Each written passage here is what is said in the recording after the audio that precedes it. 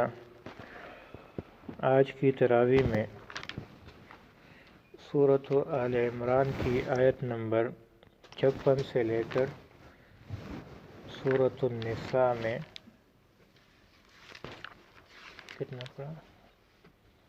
تقریباً 59 آیتیں اس سورت میں بھی ہوئی، 1.5 پارے کی تلاوت ہوئی، اور ہمارے تقریباً 4 پارے اور 1 پاؤ 5ویں پارے میں بھی یہ ہو گیا۔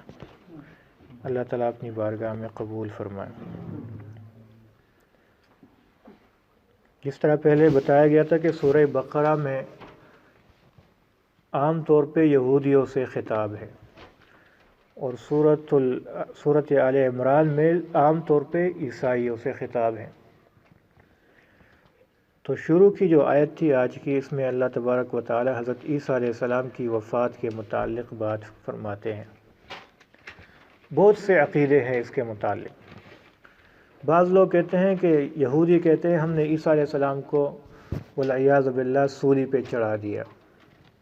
عیسائی بھی کچھ کے قریب ہے اس طریقے سے کہ وہ ہمارے لیے سولی پہ چڑھ گئے، تو اس لیے اگر آپ نے دیکھا ہے وہ صلیب کا نشان بناتے ہیں ہمارے گناہوں کے کفارے کے لیے۔ ان کا عقیدہ کفارہ ایک مضبوط عقیدہ ہے۔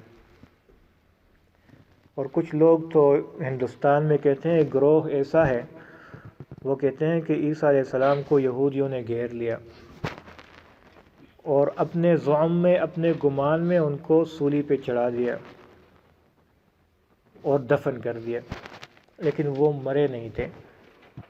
تو جب وہ چلے گئے تو ان کے حواری جو تھے، جو ساتھی تھے، وہ آ کے ان کی تیمارداری کی، وہ ٹھیک ہو گئے اور وہاں سے نکلے کشمیر آ گئے اور کشمیر میں پھر فوت ہوئے۔ یہ ان کا اپنا عقیدہ ہے۔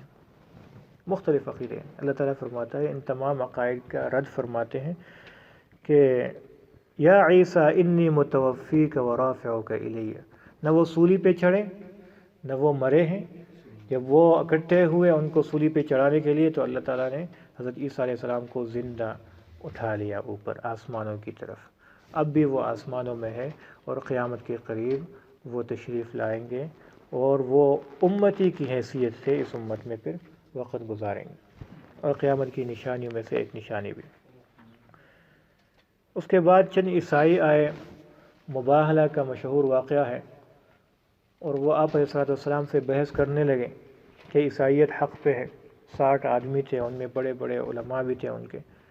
تو آپ علیہ السلام نے فرمایا، اچھا ٹھیک ہے، اگر آپ اپنے آپ کو حق پہ سمجھتے ہو تو چلو آپ بھی اپنے بیوی بچوں کو اور رشتہ داروں کو لے آؤ، ہم بھی لے آتے ہیں، اور پھر ایک میدان میں اکٹھے ہو کر اللہ سے دعا کرتے ہیں کہ اللہ ہم میں سے جو حق پر ہے، دوسرا بندہ جو جھوٹا ہے تو اس کے اوپر اللہ کی لعنت ہو، تو مباہلہ کریں۔ تو جب انہیں پتہ چلا کہ یہ تو اللہ کے نبی ہے، یہ تو ہم ویسے چھپا رہے ہیں، تو وہ جزیہ دینے پہ راضی ہوئے، اور مباہلہ پہ راضی نہیں ہوئے، کیونکہ ان کو دکھائی دے رہا تھا کہ اگر ہم نکلیں تو یہ لعنت ہمارے اوپر برس جائے گی۔ آگے چند اور بھی باتیں ہیں، لیکن وقت کی کمی کی وجہ سے چند خاص موضوعات پہ بات کرتے ہیں۔ 4 پارہ شروع سے، لن تنالوا البر حتی تنفقوا۔ اللہ تعالیٰ فرماتا ہے کہ تم نیکی کے اس اعلیٰ درجے تک نہیں پہنچ سکتے جب تک اپنے قیمتی مال کو اللہ کے راستے میں صدقہ نہ کرو۔ ایسا نہیں کہ جو بچا کچا ہے، یا وہ چیز جو آپ کے استعمال میں نہیں ہے۔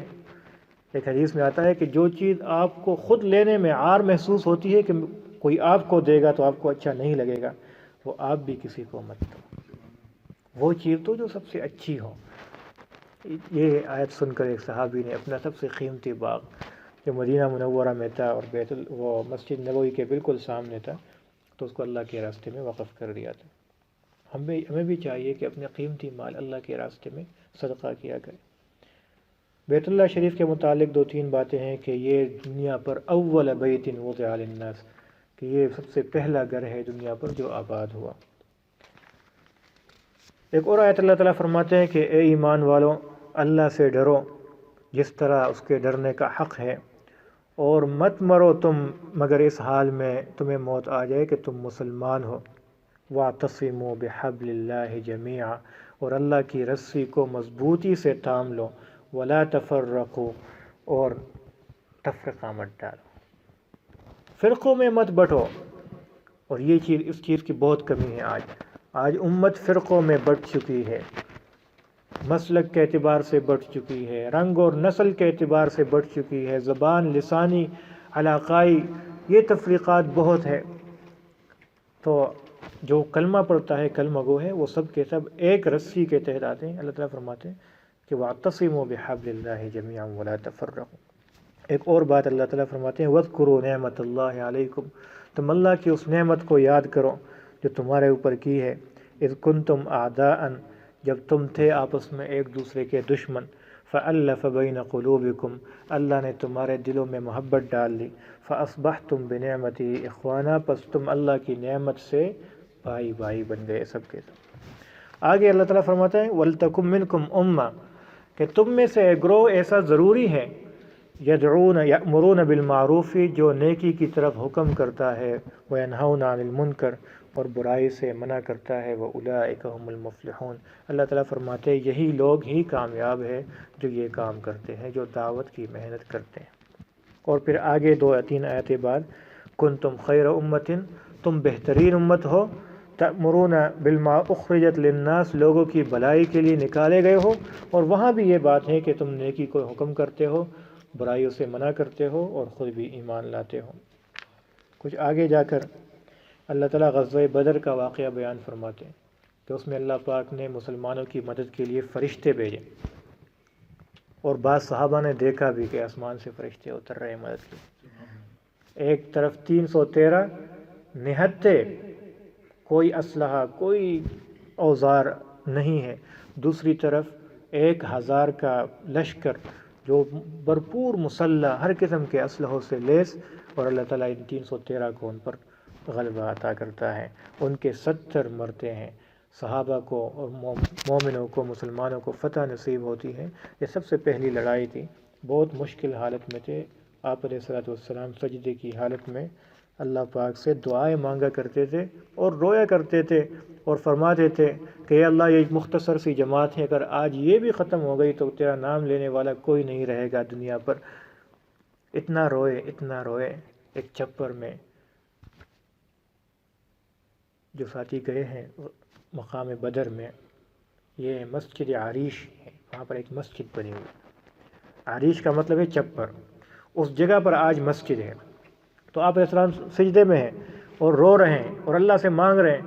حضرت ابوبکر فرماتے ہیں یا رسول اللہ بس کر، اللہ نے آپ کی سن لی، اللہ نے آپ کی دعا قبول کر لی، آپ بس کر اور مت روئے۔ ایسا نہ ہو کہ یہ رونے کی وجہ سے اور مشقت کی وجہ سے یہاں ہی جان چلی جائے، انہیں فکر لگ گئی۔ تو یہ پہلا غزوہ تھا، اور اس میں اللہ پاک نے مسلمانوں کو فتح نصیب فرمائی۔ آگے ایک آیت آئی وما محمد الا رسول، قرآن پاک میں آپ علیہ السلام کو جو مخاطب کیا گیا ہے، ہر آیت میں مخاطب کیا گیا ہے تقریباً، کیونکہ آپ علیہ السلام سے بات چیت ہو رہی ہے، لیکن نام لے کے کہیں بھی نہیں مخاطب کیا گیا۔ 4 جگہ صرف نام آیا ہے۔ ایک پہلی جگہ یہ ہے وما محمد، اور نہیں ہے محمد صلی اللہ علیہ وسلم، سب کہے صلی اللہ علیہ وسلم، الا رسول، مگر وہ تو ایک رسول ہے، قد خلت من قبلہ الرسل افئن مات، اگر وہ فوت ہو جائے، او قتل، یا شہید کیے جائے، انقلبتم علی اعقابکم، کیا تم منہ پھر لوگے اسلام سے، اللہ کے احکامات سے؟ تو یہ بھی ایک آیت آج گزر گئی۔ آگے اور بھی کئی باتیں اس طرح ہیں، کیا بتائیں۔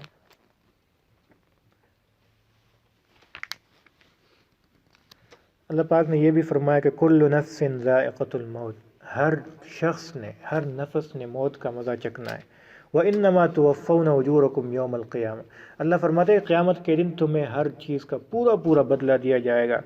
تو اس وقت فَمَنْ زُحْزِحَ عَنِ النَّارِ، جو آگ سے بچ گیا، وَأُدْخِلَ الْجَنَّةَ، اور جنت میں داخل ہوا، فَقَدْ فَازَ، بس یہی شخص کامیاب ہو۔